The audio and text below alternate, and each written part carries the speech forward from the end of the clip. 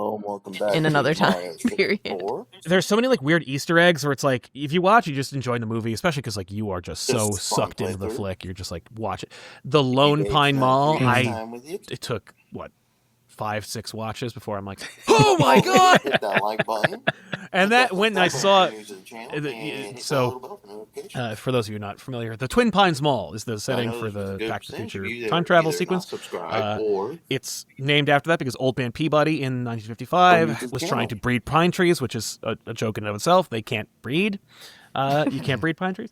So he has these two twin pines, and you actually see them. They're in the front of his house, but they don't draw attention to it. They don't make a big deal of it. When Marty escapes through the door and he runs over one of the pines, and Peabody's like, "My pine!" And then when you go back, it's called the Lone Pine Mall, which I love it. So funny, and I love that Peabody like won't let it go. Like he's so sad about his pine. He's like, one of the deals is you have to call it the Lone Pine Mall. But like, when I saw that, I'm like, oh my god, what other Easter eggs are in this movie? And it's like, oh, there are a lot, and they're all over the place. And then of course, when we get 1 or 2 movies deep, it's like now they're starting to eat its own tail, but in a delightfully entertaining fashion. You're just like, yes, more references, more jokes. When you're saying it like on the other movies and everything, I was just Comment down below kind of realizing I don't game. think I have seen the full third one. I don't think man. I've seen it at all, ever. I got to tell you, it is the redheaded stepchild of the Back to the Future franchise, outside of the animated series, of course, which is atrocious. But I feel like that sentence that you just said can be tacked on to so many of the things that we talk about. yeah, like Bill and Ted. Exactly. I love, by the way, as a quick aside for the Bill and Ted animated series, I love that like Alex Winter and Keanu Reeves are the voices of Bill and Ted because they didn't know they could say no. Wow. Like they were like, so we're making a cartoon. Like, well, okay, guess we got to be Bill and Ted. And it's like, you don't have to be Bill and Ted. Like, yeah. I don't know if you noticed, but Bill Murray is not in real Ghostbusters. I love the third one. I used to hate it, and now I genuinely love it. It's joyful. It's fun. It's as joyful and fun. It is self-indulgent, because it's like it's a Western that no one asked for. Right. Like Yeah. no one who loves Back to the Future is like, oh, and also I love Westerns. No one. No. But you could tell like they do. Like Zemeckis and company love them, and they want to do this, and they sew it into. Like in 2, they're like, we like Westerns, and we're gonna retcon people's characters to a lot To for shoehorn it. this, yeah. Yeah, like, well, because Marty famously doesn't have like a character arc in the first movie. He's just like, I want a 4x4, and then he gets one at the end. Which apparently, I loved that. Seeing that thing, I was like, that's fucking awesome. I like that. yeah. Apparently, that cheesed off Crispin Glover. He was like, what? The lesson is material possession? No, like It should be shouldn't family. be rich at the end. It should be family. And it's like it is family and money. And money. But also, like, they wouldn't live in that house if they did have money. It's just like they have nicer stuff, but they still live under a cell or under a telephone tower. It's like, whatever. Just move on. Just don't focus on that. But yeah, but like then in 2, they're like, oh, and also Marty hates it when you call him a chicken. And I'm like, that feels new. Tacked and it on, straight yeah. up is. And I mean, I appreciate that there is a lesson, but I wonder if when they were getting rid of Eric Stoltz, they're like, can we just throw on Crispin Glover while we're at it? Oh, okay. this guy is going to be a real. I feel like you're going to be a real pain in the ass. If we're kind of cleaning house a little bit, can we just... Yeah, let's just, he Get kind of some looks more like fun Stoltz people. anyway. We got to get somebody who looks like Michael J. Fox, I think that Glover does a really genuine job. Like, I like Glover in those movies. I think he has like an earnestness that like the movie needs, that everyone exhibits. He's great.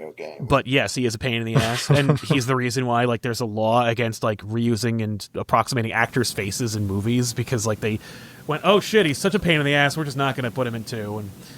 And rumor has it, I think he said no to 2, and they were like, well, okay, what are we going to do about it? Well, we'll cast somebody to make a sound alike, and we'll just reuse footage of him.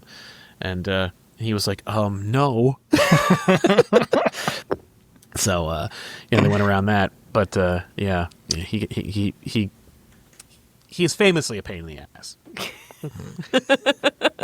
Like in everything he does, it's like yeah, I get it. But also, George had his story. George is the protagonist, more or less, of Back to the Future. Yeah. Or a protagonist, certainly.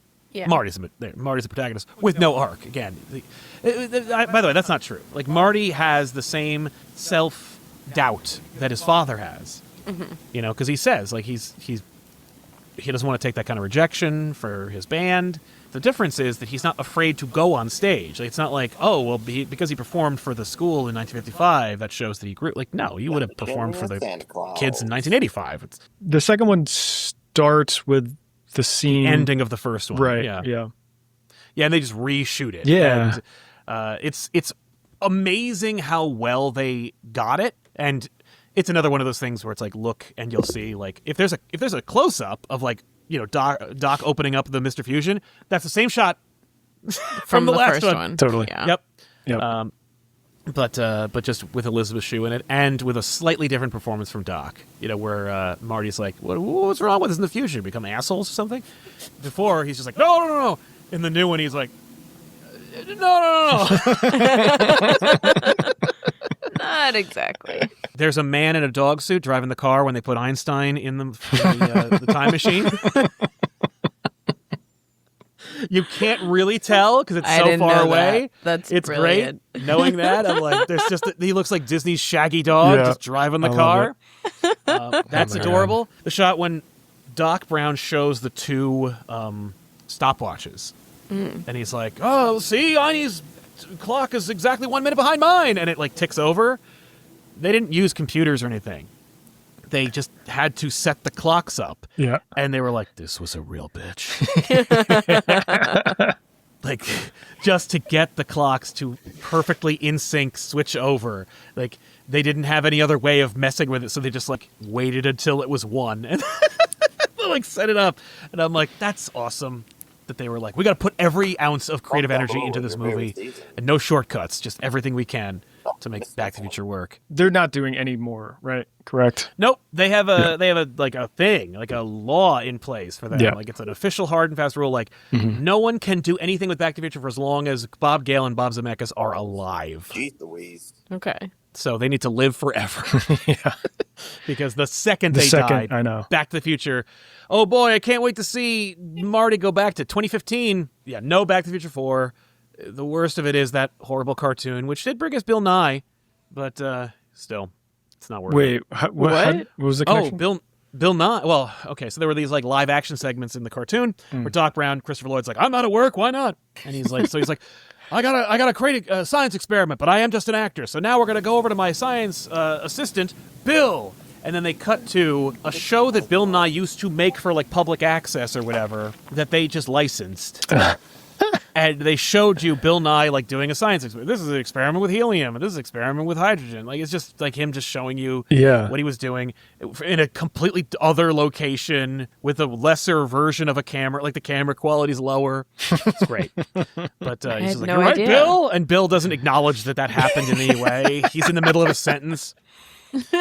But that is how the world got exposed to Bill Nye, was like through like the science segments of the cartoon, because of course back then in like the late 80s, I want to say, because like I remember Reagan deregulated cartoons and everything, but like eventually they had to get them back in, and one of the things like that you had to get with animation back then was if it was on at a certain time and targeted towards kids, it had to have like a certain percentage of educational content. Yeah, right. And there was nothing educational about Back to the Future, the animated series.